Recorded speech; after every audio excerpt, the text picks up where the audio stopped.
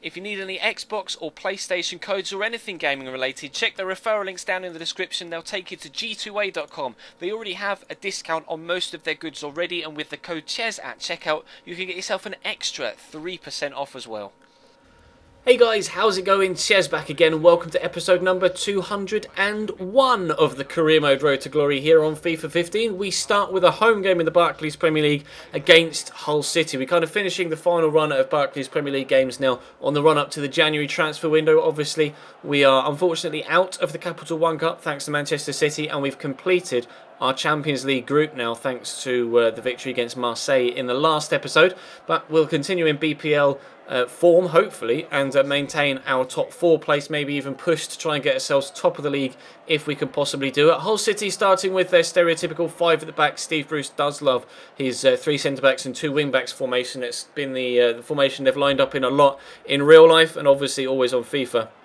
They've lined up in that particular formation as well. You can see the block of 5 defenders back there, but unfortunately for them, they're not able to stop Strihil Georgiev from breaking through. Unfortunately for me, even though he did break through, the finish wasn't necessarily as good as it needed to be, and we weren't able to take a 1-0 lead. But they're going to get forward here. Athanasiadis gets it to Tom Ince, and he's going to turn inside. Athanasiadis has got space to run into here. That's rather a rash shot. He didn't need to shoot from there, and he'll be disappointed with that. He should have taken that further in and gotten himself a decent shot on target. Sadio Mane, though, is going to destroy the left back Lenihan here, pushing around the outside of him, going to try and find a man in the middle, going to try and drill it in fact rather than try and stand it up, because Paulsen didn't push to get into the box to receive a header, but unfortunately the shot from Georgiev was deflected straight up into the goalkeeper's hands, and we aren't able to take ourselves a 1-0 lead in the game yet. Paulsen though, around the corner to James Ward-Prowse, he tries the shot from distance and that was not far away. Really good strike from the youngster, and I was hoping that was going to nestle in the top corner and we could have had an absolute worldie to show you.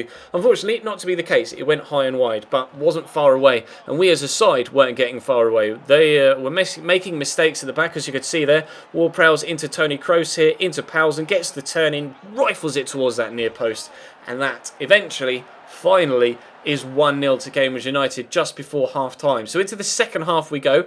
Obviously, I would like to pick up more goals if I can. Goal difference could be a big thing towards the end of this season, but also, obviously, Hull City, just 1-0. I'm never happy with 1-0 on FIFA because I know how bad my defending can be. You guys know how bad my defending can be at times as well. Fortunately for me, that shot went well over the top of the bar, despite a good move. They're down the left-hand side here with Clark, though, or our left-hand side, sorry, with Clark. Squeezes it inside to Ashley Westwood, of all people, for Hull. Somehow manages to get past the challenge of the defender, and then it finds its way into the back of the net, and we find ourselves pegged back to 1-1 thanks to the goal from Nias. However, just 2 minutes or 3 minutes after we got pegged back, James Ward-Prowse splays it out wide here to Jetro Willems, into Kishner, inside to Georgiev. Georgiev is going to try and turn inside here, does really nicely, lays it off to James Ward-Prowse on his left foot here and drills us back in front.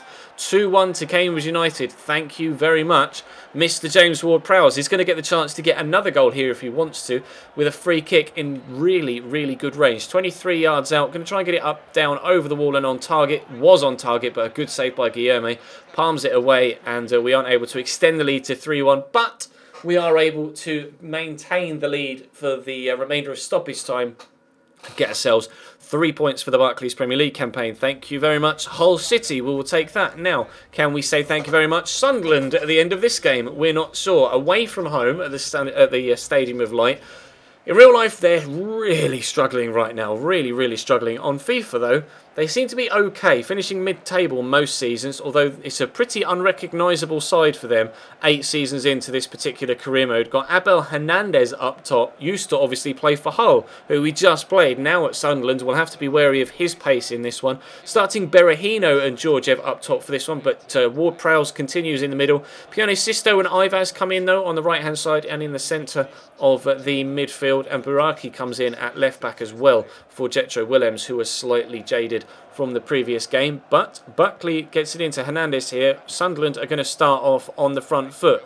Or at least they were going to try to. They threw a lot of bodies forward there, committing to the attack. Polenzo picks it off and gets it into Berahino, and he runs through. 1-0 Cambridge. You cannot commit too many men forward against me with this side, because there is so much pace out wide and up top in this team that you will get punished. Sunderland learnt their lesson from that. They didn't overly commit to attacks for the rest of the game. However, Wes Brown is forward here, the defender, and Abel Hernandez tries to squeeze it near post in the same manner that Powelson did against Hull in the previous game, but he wasn't able to get it on target, let alone into the back of the net. Lovely ball by Ward-Prowse back to Strahill Georgiev here, though.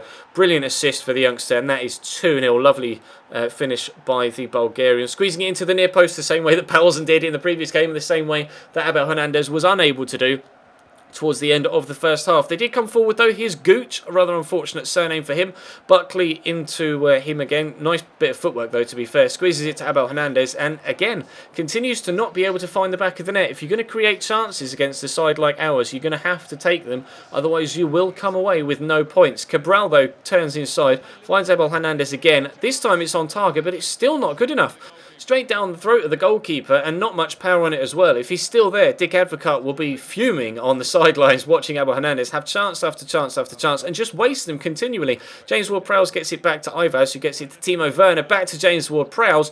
Whoa, that was close. Trying to get another near post OP shot into the side netting. Still not 3-0, but we will continue to push for that third. Adarabioyo came onto the pitch, coming down the left-hand side, turns inside the defender, not once but twice, and then a third time he gets the ball into the box, headed by James Ward-Prowse. He's such an attacking midfielder. I was hoping he would just kind of sit, not necessarily sit, but be on the edge of the box waiting for the balls to drop to him. But in actual fact, he pushes so far forward, always on the end of crosses and trying to get himself into the action in the box. Lovely shot, well saved there by Kolar. But Ward-Prowse again is the man in the box, but unfortunately not able to recover it and create another chance. But again, it doesn't matter. We have a 2-0 scoreline and 3 points again. That's 6 from 6 so far in today's episode. We will try our best to get 9 from 9. We had Abel Hernandez play for Sunderland, who used to play for Hull in the first game.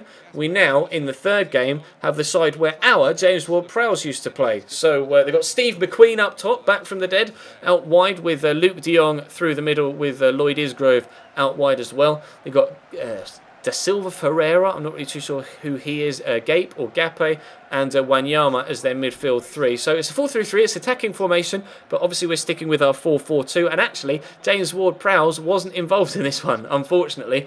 He was really tired. He played the first 2 games of the episode, and sadly too tired to play against his former club, which is a shame because he's been one hell of a free signing for us this year, James Ward-Prowse. I've been particularly impressed with him, but unfortunately the near post OP shots continue in today's game. Another shot of the near post goes in. This time it's for our opposition. We're 1-0 down here. It's Steve McQueen that gets the goal. Really surprised that they were able to get themselves in front in this one, and to be fair, they're on the attack again. Luke de Jong here down the right hand side into Paulo. Is it Paulo? I don't know. I just want to say Paulo da Silva Ferreira. I don't know why. Paulo seems like a very fitting first name, but Wanyama, of all players, finds himself further forward, just uses his sheer strength to turn the defender and scoops it into the bottom corner with his left foot. Now this is unfamiliar territory for us. 2-0 down as we head into the second half. I'm not keen on that. I want to get myself back in the game, thank you very much. Yusuf Powson goes on a nice run here. Scoop turn, then the shot, and somehow squeezes that in at the near post. It's definitely